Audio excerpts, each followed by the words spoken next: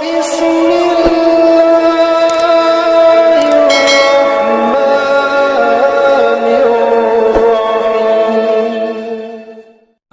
billahi minasyaitonir rajim. Bismillahirrahmanirrahim. Assalamualaikum warahmatullahi wabarakatuh. Selamat datang di channel Al-Dirasat Islami. Allahumma sholli ala Sayyidina Muhammad wa ala ali Sayyidina Muhammad. Semoga sholawat serta salam tersebut akan terus dan selalu tercurahkan kepada junjungan kita Nabi besar Muhammad sallallahu alaihi wasallam, sahabat beriman yang dirahmati dan dimuliakan Allah subhanahu wa ta'ala. Alhamdulillahirabbil alamin. Senang sekali rasanya kita semua dapat berjumpa lagi di channel ini dalam keadaan sehat walafiat. Dan bagi yang kurang sehat atau sedang sakit, mari kita doakan bersama-sama, semoga segera diangkat penyakitnya, diberikan kesembuhan dan kesehatan padanya oleh Allah subhanahu wa ta'ala. Amin amin ya rabbal alamin. Sebelum kita lanjut, alangkah baik dan bijaksananya kita semua jika bersedia menekan tombol subscribe agar dapat membantu channel ini supaya bisa semakin berkembang dan bermanfaat bagi semua yang menonton dan mendengarkannya. Serta jangan lupa untuk menekan tombol lonceng supaya kita tidak ketinggalan info-info menarik dan bermanfaat lainnya di channel ini yang semoga dapat merubah kehidupan kita semua menjadi lebih baik lagi dari sebelumnya. Amin amin ya rabbal alamin. Sahabat beriman yang dirahmati Allah subhanahu wa ta'ala, mungkin kita semua pernah bertanya kepada diri sendiri, mengapa ya hidup kita terasa susah, rezeki terasa sangat jauh, kesusahan demi kesusahan datang silih berganti, seakan-akan hidup ini tidak berpihak kepada kita. Sedangkan kalau kita memandang orang lain, seakan-akan hidupnya mudah, rezekinya terlihat lancar, hidupnya pun terlihat bahagia. Biasanya jika kita tidak memiliki iman yang kuat, setelah beranggapan seperti itu, biasanya akan muncul rasa iri bersamaan dengan pemikiran negatif, sehingga kita memandang curiga kepada orang lain tersebut dengan beranggapan bahwa jangan-jangan uang yang dihasilkan dari hasil korupsi, jangan-jangan dia dapat uang dari hasil menipu orang lain, atau jangan-jangan dia malah bersekutu dengan jin untuk mendapatkan pesugihan, dan banyak lagi anggapan negatif lainnya. Sahabat beriman yang dirahmati Allah subhanahu wa ta'ala, hilangkan sifat iri dalam diri. Mari kita bersama-sama mengoreksi diri untuk mengetahui apakah kesusahan demi kesusahan yang datang kepada kita juga termasuk kurang lancarnya rezeki ini sebenarnya kenapa? Adakah faktor lain penyebabnya, atau justru malah karena ulah kita sendiri? Padahal kita tahu Allah subhanahu wa ta'ala tidak akan menyakiti ataupun menganiaya hambanya. Justru Allah subhanahu wa ta'ala akan selalu senantiasa membantu dan mempermudah jalan kita. Tetapi kenapa seolah-olah rizki itu sulit datang kepada kita? Sahabat, perhatikan baik-baik penjelasan ini. Ada beberapa hal yang dapat mempersulit rizkimu, bahkan menghilangkannya, yaitu yang pertama, melakukan kemusyrikan atau berbuat syirik meski hanya dalam hati.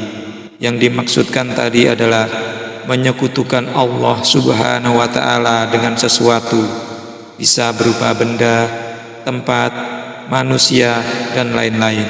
Contoh misalnya seperti ini, kita percaya bahwa rezeki yang datang kepada kita adalah karena kita mempunyai benda keramat yang memiliki petuah yang dapat mendatangkan rizki pada kita. Apabila rizki datang melalui seseorang, berterima kasihlah kepada Allah Subhanahu wa Ta'ala dan bersyukurlah karena kita telah dipertemukan oleh Allah Subhanahu wa Ta'ala dengan orang baik tersebut. Jangan beranggapan bahwa yang memberikan rezeki adalah si fulan. Kalau tidak karena si fulan, saya tidak bisa apa-apa.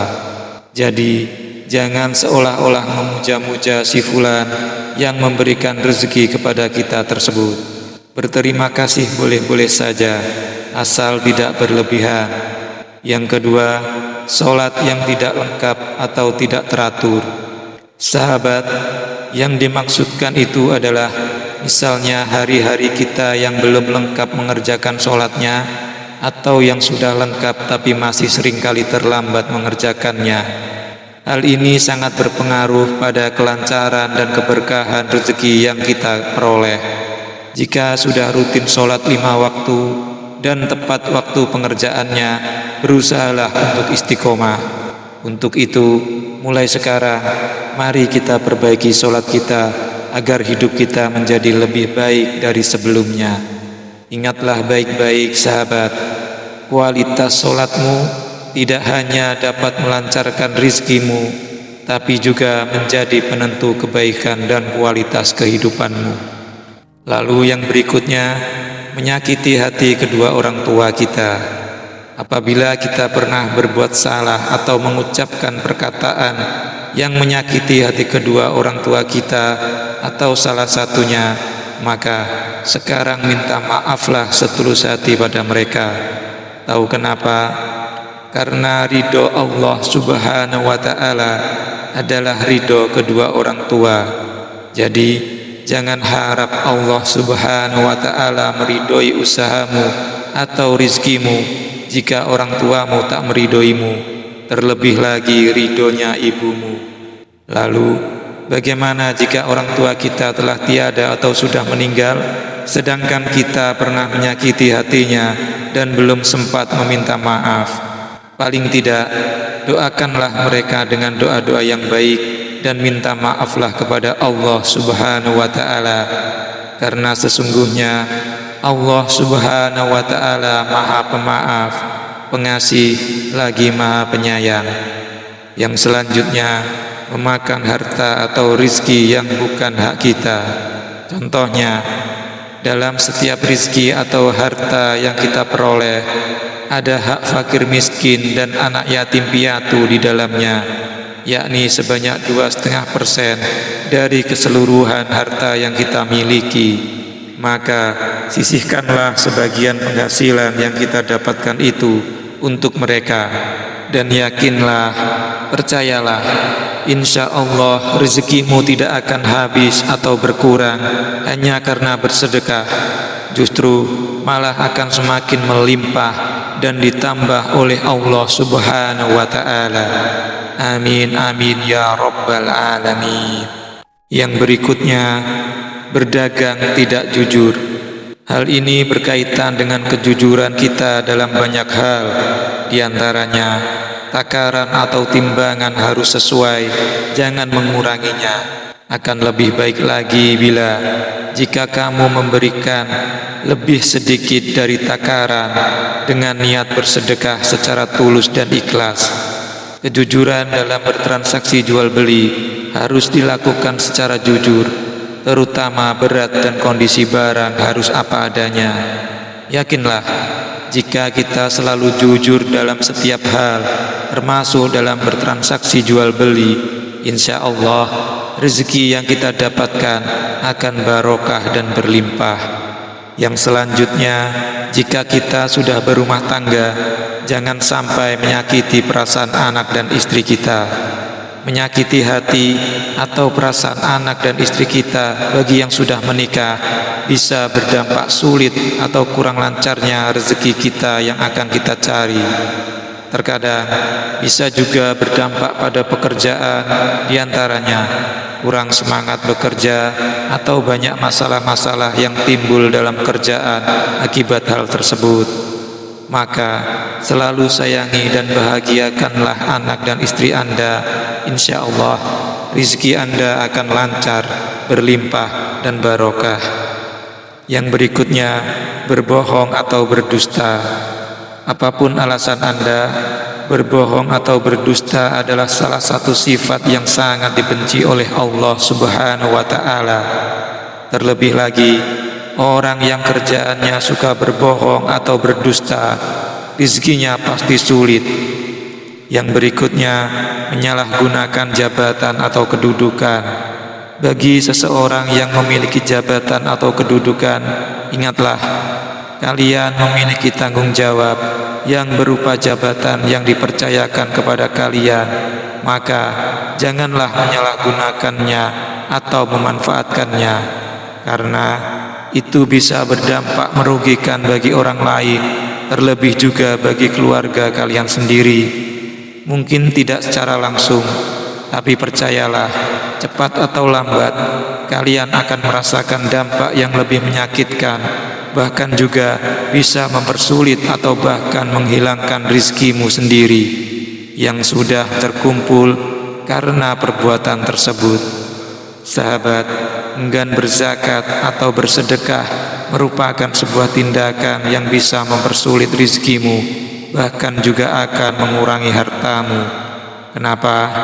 Karena salah satu cara mudah untuk mendapatkan dan menambah rizki seseorang, entah itu berupa harta benda atau kesehatan, yaitu dengan cara berzakat atau bersedekah. Hal ini dijelaskan dalam Al-Quran surah Al-A'la ayat 14 yang berbunyi, sesungguhnya beruntunglah orang yang membersihkan diri dengan membayar zakat fitrah atau bersedekah.